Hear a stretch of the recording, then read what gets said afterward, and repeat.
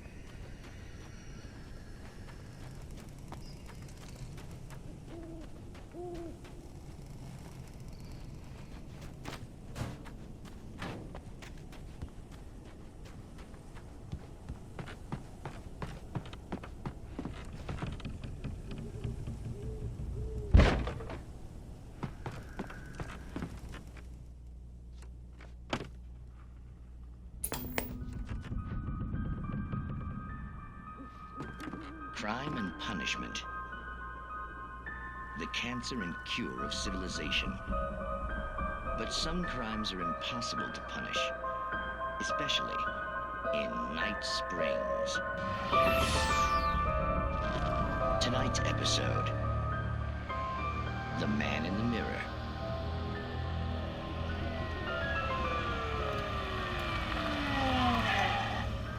He's inside, Agent.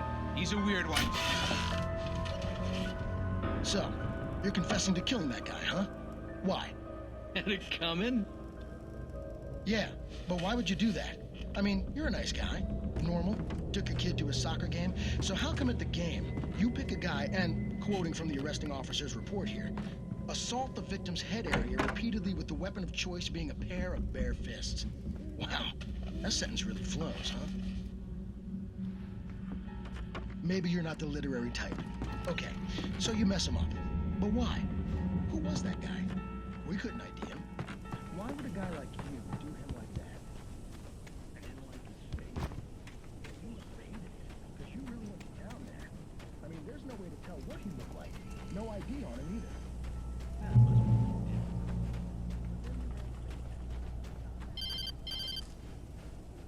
It was the kidnapper. You son of a bitch! Where's my wife? Enough horseplay, Wake.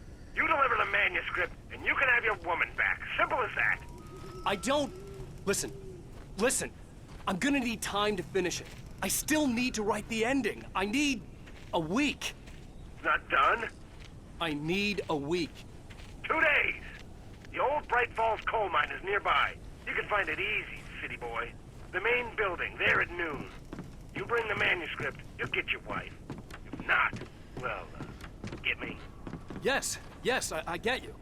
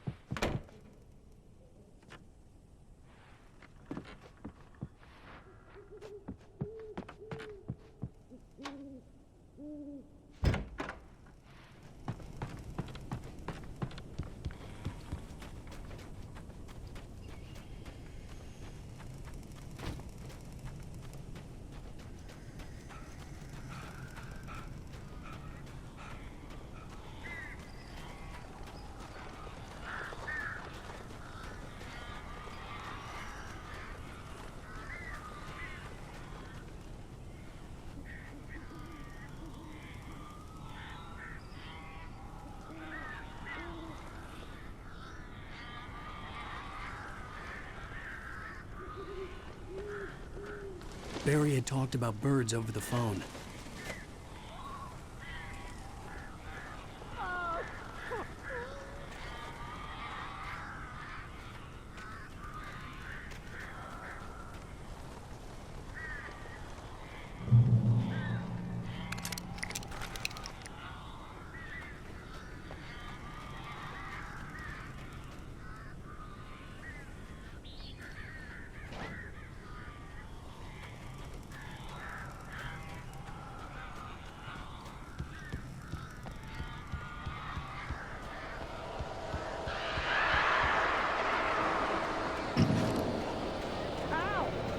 I am so glad you're here.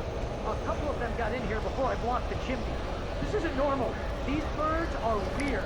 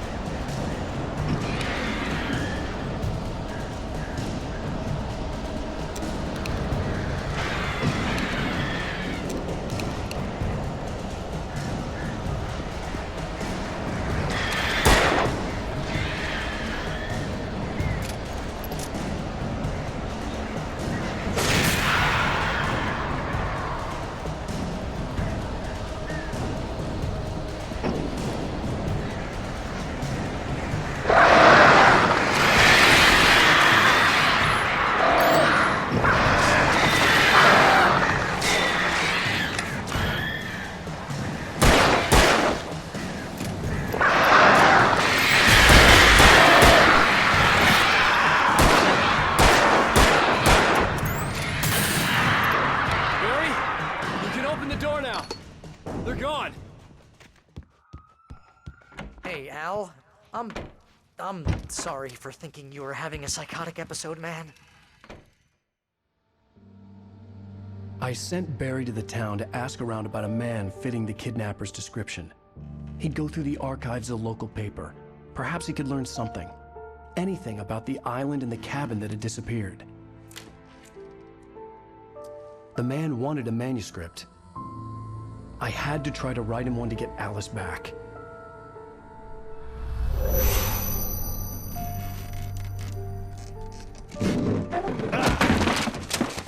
For me, the supernatural had always been nothing but a metaphor for the human psyche, a tool to use in writing fiction. Now, it was happening for real, and I couldn't put a single word on paper.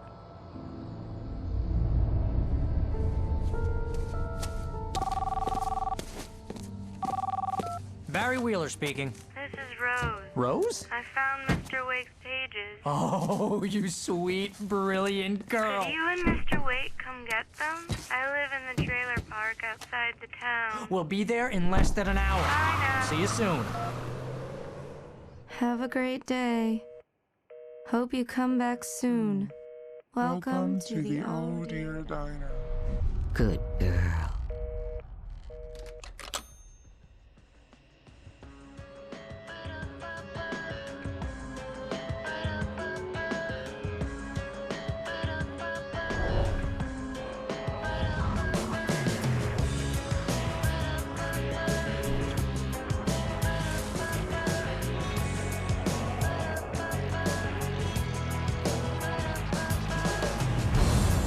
Come here. Pretty please, can you tell me where I am? You, won't you say something? I need to get my bearings. I'm lost, and the shadows keep on changing. And I'm haunted by the lives that I have loved and actions I have hated. I'm haunted by the lies that wove the web. Previously on Alan Wake, Alice has been kidnapped. Alan, please help me. Alice? You'll do exactly what I say if you ever want to see your wife again. I can't tell anyone except my agent Barry. Damn it, Barry, they'll kill her. You're my best friend, and I'm worried that you're not right in the head. The ransom is a manuscript I supposedly wrote that's coming true before my eyes. It happened just the way it was on that page. So dark. I have found only a few scattered pages. I want the entire manuscript. The deadline is in 2 days. I found Mr. Wake's pages. Good girl. How the hell did she get her hands on the manuscript anyway? I don't know. She's resourceful. I told you you were too hard on her.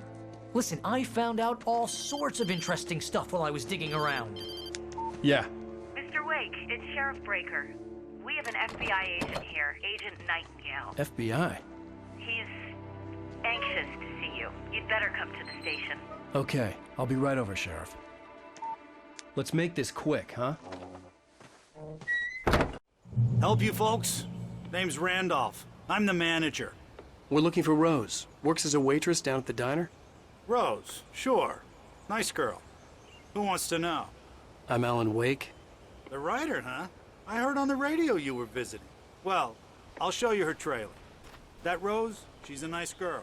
Always pays her rent on time. As I was saying, Al, I found all sorts of weird stuff from the local newspaper's archives. This place is crazy.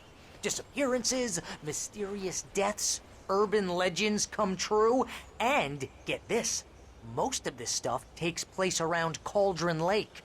Well, you ain't wrong, mister. The Indians thought the lake was a doorway to the underworld. I'm the God-fearing type myself. I don't hold with that sort of thing. Yeah, okay. Anyway, there was an island there owned by a guy called Thomas Zane. Now, some of the articles I found about him make him out to be a famous writer, but I ran a bunch of searches, couldn't find a single thing he wrote. Zane was heavily into diving, so much so that the place came to be called Diver's Isle. But the volcano under the lake erupted in 1970, and Zane went down with the island.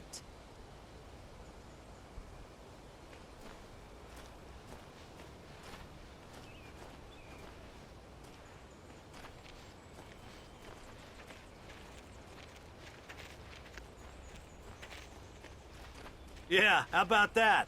It was there in the morning, as if it had fallen from the sky. But it would take a tornado to lift something like that. We're damn lucky it didn't crush any of the trailers.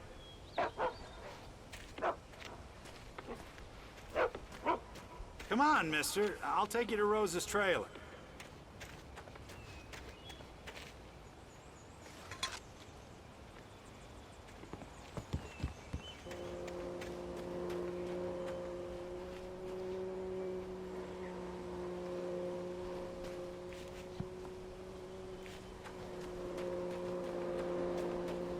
Just follow me. It's not far.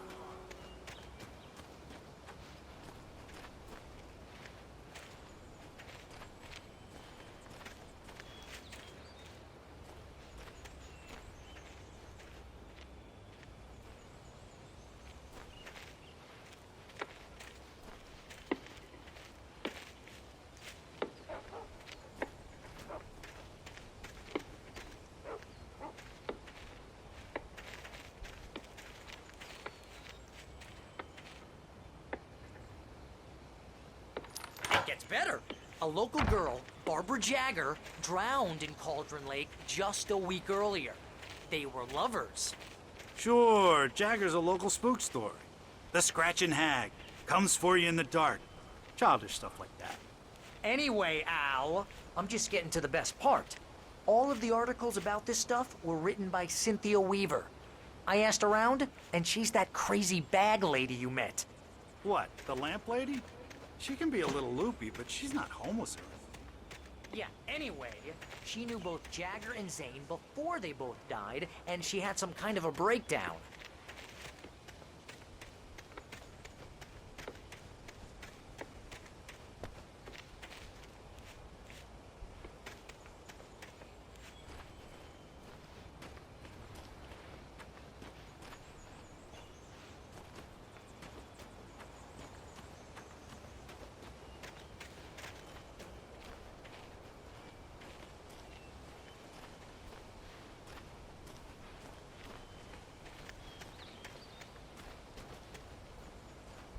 Well, mister, this here's Rose's trailer.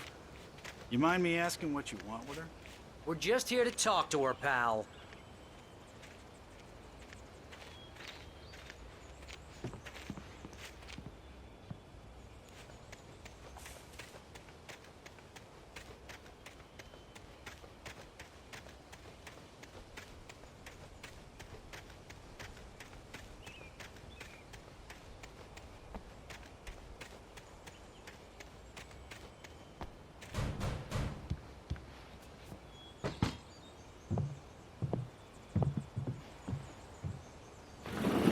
Welcome to... Oh dear. Mr. Wake. I'm so glad you're here. Rose, you have my manuscript? Oh. Oh yes. Yes. Please, come in. Hey, this is really good. Rose, Yes, my manuscript. I really need it. I understand. I know what you need. A muse to inspire you. Oh, for Barry? She doesn't have anything. Yeah, hey, Al? Al, what's... Oh... Barry! What? What?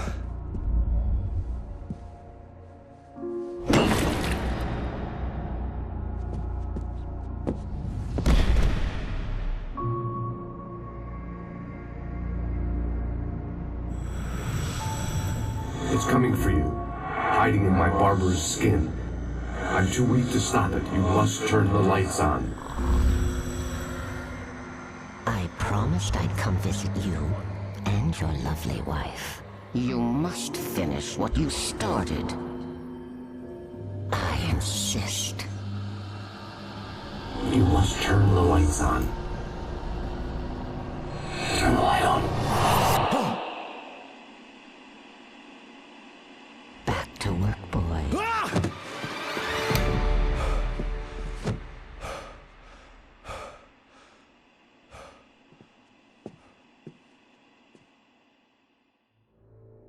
I felt nauseous, hungover. Only anger kept me going.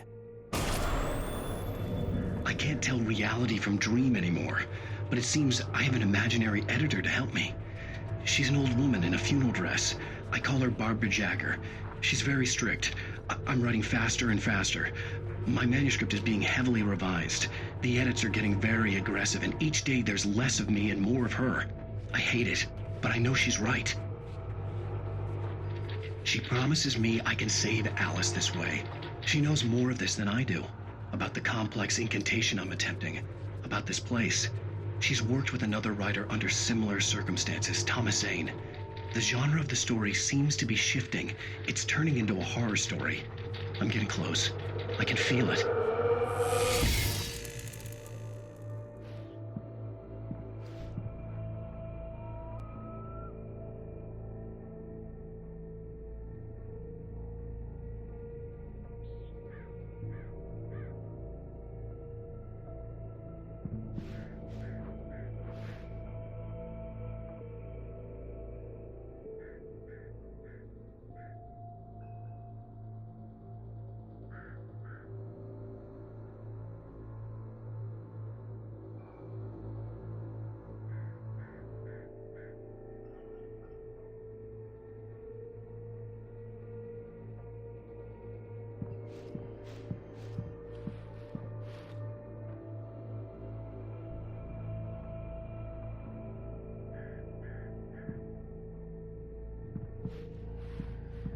Rose took a day from me. I had less than 12 hours left to meet the kidnapper.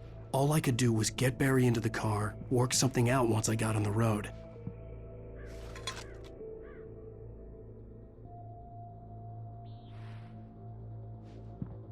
Welcome to the Oh Dear Diner. What can I get you today? Coffee? I couldn't work up much hate for Rose. Something had used her to get to me and left its mark. First refill is free. Milk and sugar on the counter there. Would you like to hear today's specials? Thank you. A nice day. Come back soon. Barry was out of it. He was way too heavy to carry. You're right. I deserve more money. I'm so handsome.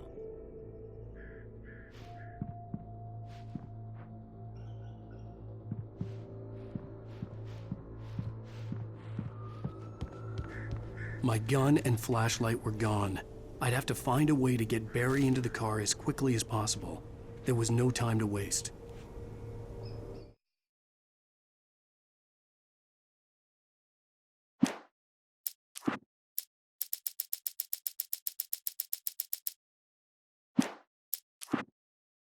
Mr. Randolph liked Rose. That little smile she had. How she was still sweet when life had tried so hard to make her bitter. It wasn't any of his business what she did in her trailer. But those strangers, the writer and his smart-ass sidekick, looked like trouble. And they'd been in there for hours, way past her normal bedtime. He reached for the phone and called the sheriff's station.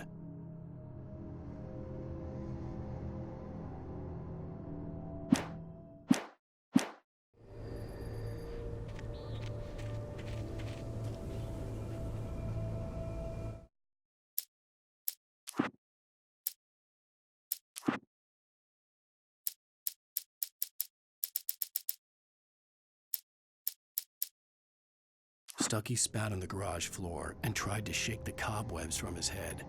Ever since the couple never showed to pick up the keys, things had been fuzzy. Something, a feeling caught his attention. Stucky looked up and stared as his brain tried in vain to process the horror before him. He stumbled back, knocking over a can of oil. A black pool spread across the floor while he struggled for a brief moment, then let go as the unrelenting darkness engulfed him.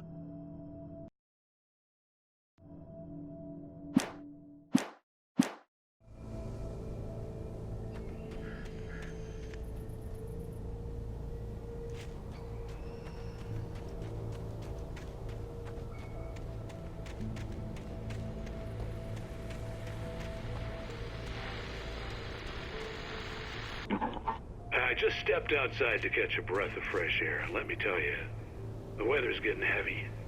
Nights like this make me especially glad I'm here talking to you and not home in bed. Once the weather takes a turn like this, I can't sleep at all. It's all tangled bed sheets and dark thoughts, punctuated by the occasional plunge into nightmare.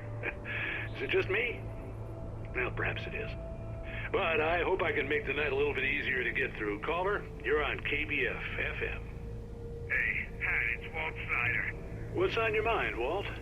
Well, I ain't the way you are, but, well, I can't sleep either, you know? I just been staring out the window here, trying to make sense of it all, but, I ain't been drinking either, you know? I just... Well, you sound like a man with a problem, Walt. I had argument with Danny. You know Danny, and, then I got in trouble with the law, you know, and, I'm just, well... I heard something like that, Walt. Yeah, well, you know, Danny's my best friend, and, they let me on bail today. And now I'm just alone here at the window, you know, waiting. Man, and there's something in the air tonight, man. I was just outside looking up at the sky above our broadcast tower thinking the same thing. What are you waiting for, Walt? I don't know. You know, something's gonna happen. You know, I think I better go. Well, Walt, maybe... No, thanks, Pat. Well, Good luck to you, Walt. Hang in there. Let's take a little break, folks. This weather's really something else, huh? How can I be sure you will walk away? Why'd you love deception? Honey, live this way. How can I be sure the safety of your heart doesn't suffocate me for all the days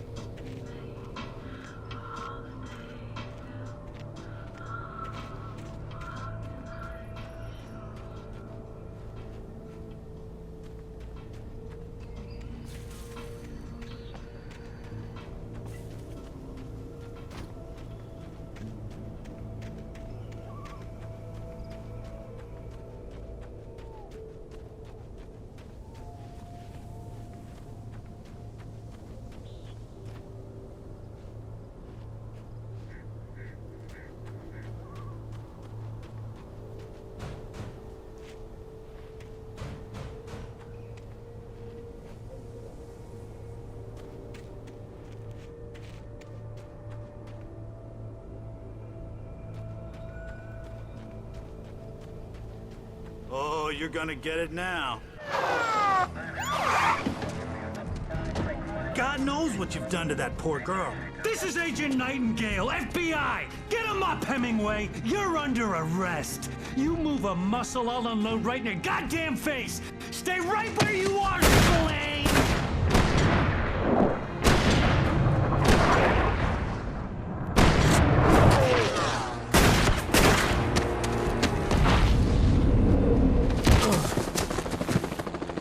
What are?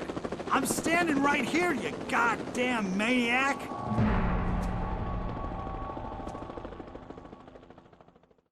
I hated to leave Barry behind, but there was no way I'd miss my appointment with the kidnapper. Give it up, Mr. Wake. Come on. Take it easy on him. Get after him. Don't let him get away. Move it, move it, move it. I'll have you shot if you let him get away.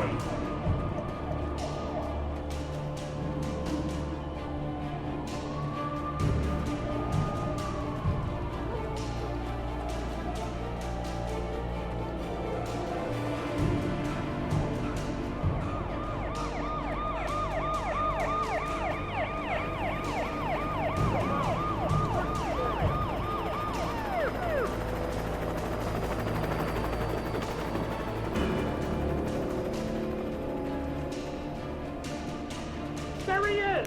Freeze! Okay, men, keep your eyes peeled. He's gonna try to make it through here. Oh, damn.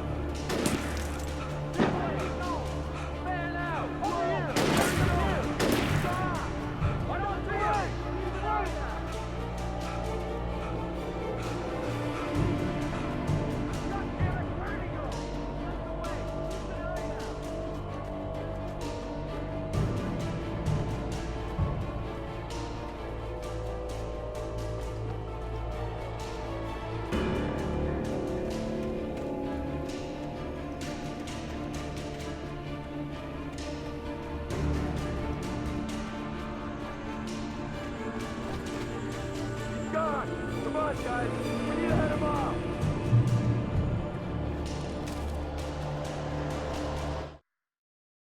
For decades, the darkness that wore Barbara Jagger's skin slept fitfully in the dark place that was its home and prison. It was hungry and in pain.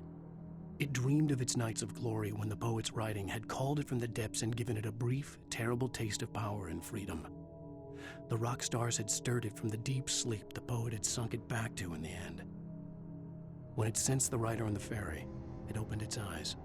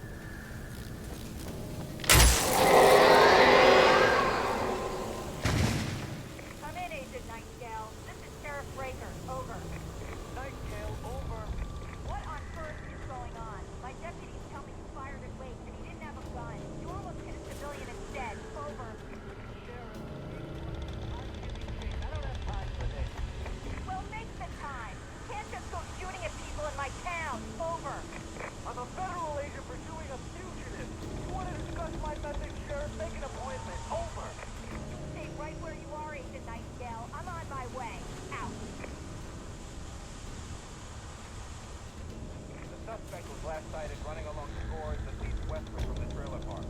All units are advised that the suspect may be armed. Approach with caution. James out.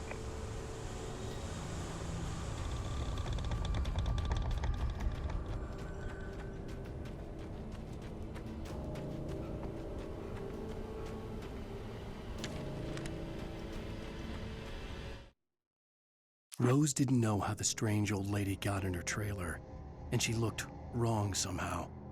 The woman showed her teeth in an approximation of a smile and traced a finger down Rose's cheek. "Pretty girl," she said. Rose felt as if she was falling asleep, but her knees didn't buckle. The crone spoke in a whisper, her words ice cold and dark in Rose's ear.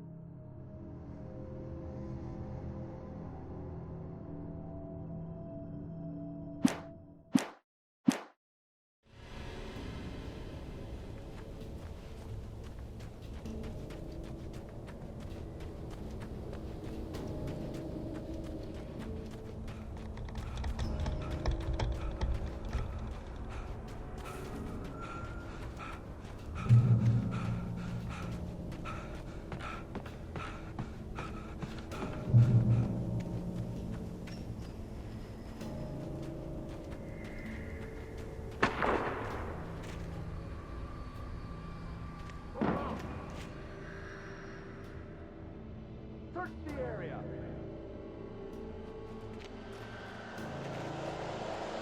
Stay sharp. This way. Over here.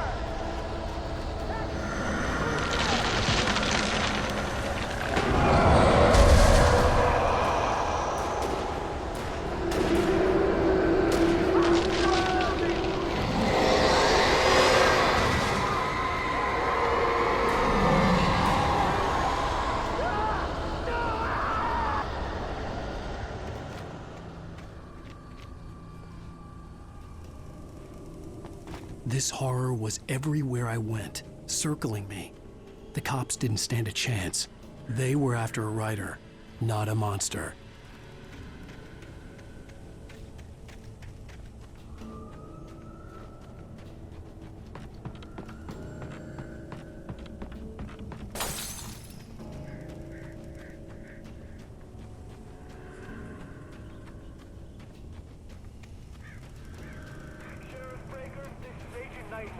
I've lost contact with Wilson men you assigned to me. It's Blake's doing. Wait, are you seriously telling me that geek writer just took out my deputies? Are you kidding? I mean, have you seen this guy? He wears a tweed jacket. Over.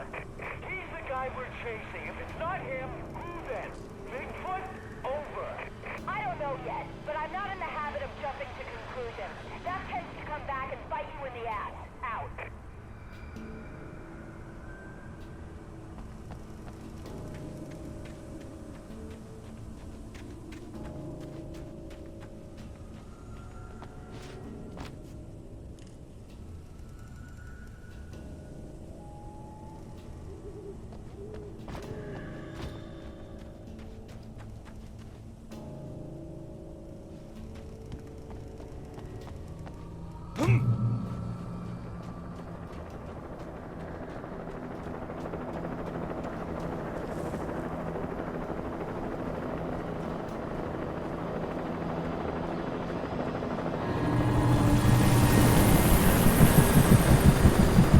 You on the ground. Hold it right there. There's nowhere to run. Freeze!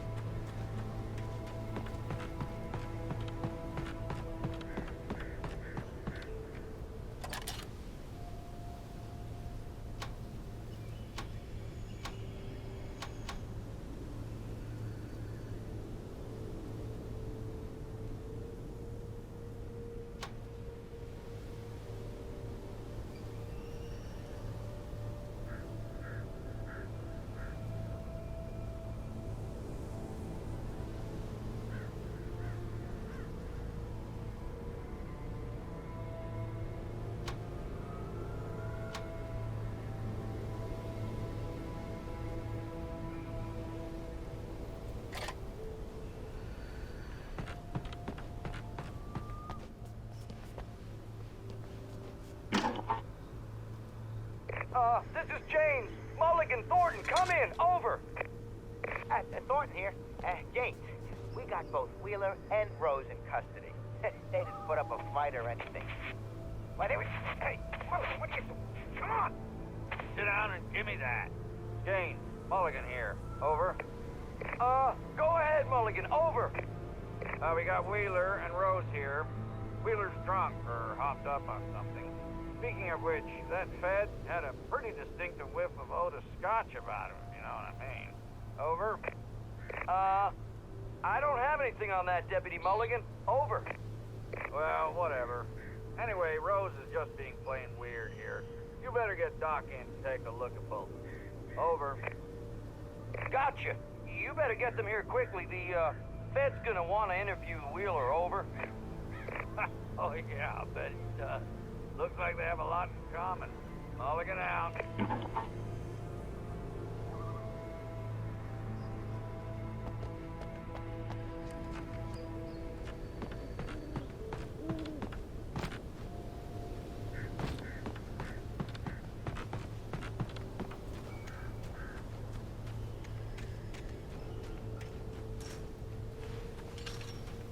I imagined that the broadcast tower in the distance was part of the local radio station.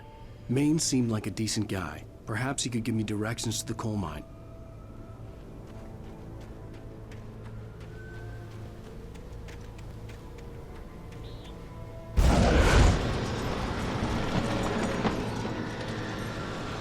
Unnatural shadows clung to the gate. The darkness that was after me was trying to stop me. I wouldn't get through without a light.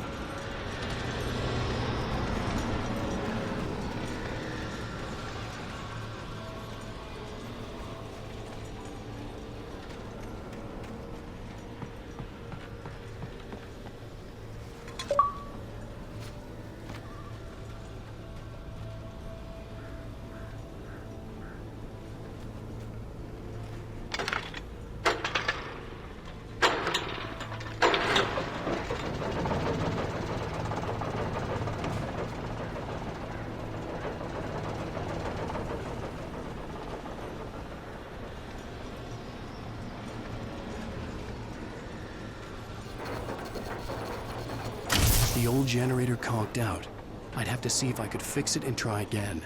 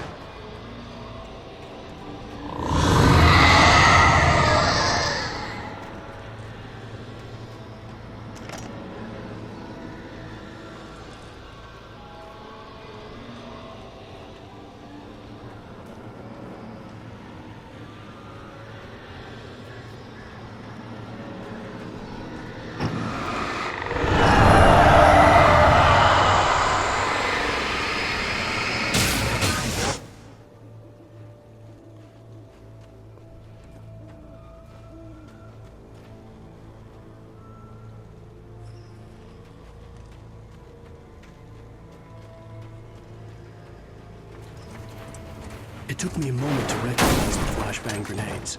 They were an ideal weapon for my situation. Team 1, come in. Over. Team 1, this is Sheriff Breaker. Report. Over. Team 2, come in. I need a report. Over. Come on, guys. Talk to me. Come in, please. Over.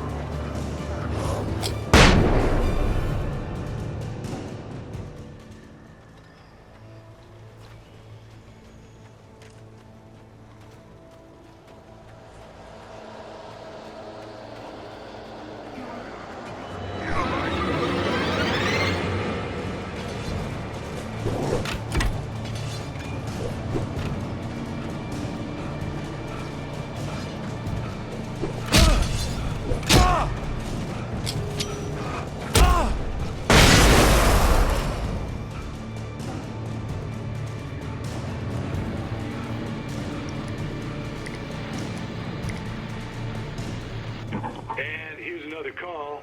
You're on KBFFM with Pat Maine. It's Milt Peabody, Pat. What's on your mind, Milt? Well, I live near the trailer park, Pat, and there's a big ruckus going on over there. Well, that's just up the road from me, too. What's going on, do you know? I don't know, but there's a bunch of police cars there, lots of sirens, a helicopter buzzing around, and I think I heard some gunshots. Gunshots? Yes, sir, like from a pistol. So can you find out what's going on? Because it's just next door and they're popping off guns there. They're still shooting? No, it was maybe 10, 15 minutes ago. It sounds serious, Pat. I'm telling you, it don't sound like no party. Well, I'm certainly going to give the station a call, Milt. Okay. You'll hear it here as soon as I hear from them. Okay, thanks.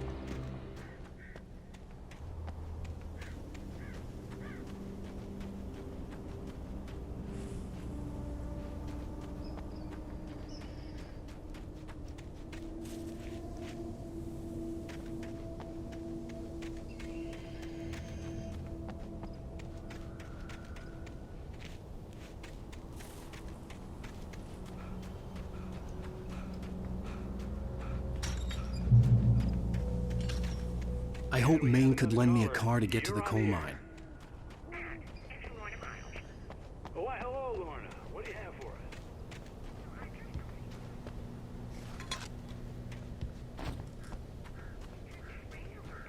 Of course you're going to have trouble in a place like that. I mean, what do you expect? The sheriff should be helping us normal citizens instead of wasting resources on those people. Well... They'll have to try to sort themselves out. I'm sorry, but my granddaddy settled in Bright Falls in 1911. Well, thank you very much for that compassionate viewpoint, Lorna.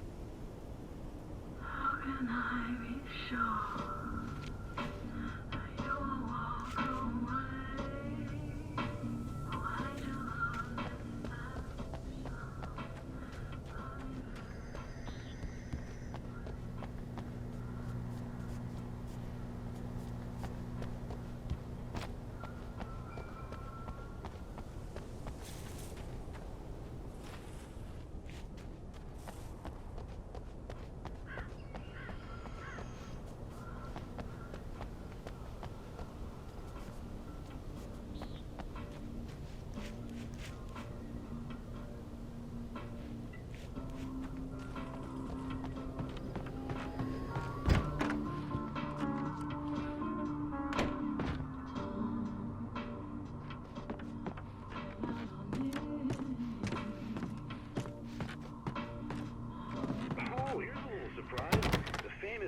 Alan Wake just walked in. Folks, I'm going to see if I can talk him into an interview.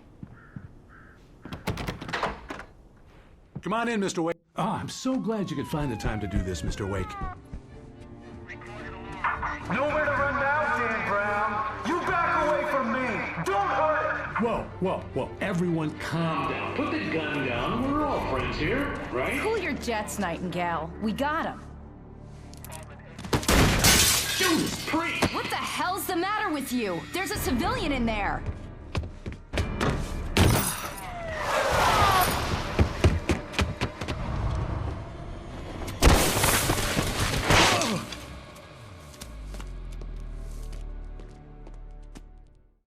I'll get you yet, even if it kills me. You hear me? You hear me, H.P. Lovecraft? I had fallen off so many cliffs it was ridiculous. That's what you get for naming a book The Sudden Stop. It was probably good I hadn't had the chance to tell Maine where I was going. I'd have to lose the cops and find my own way to the mine.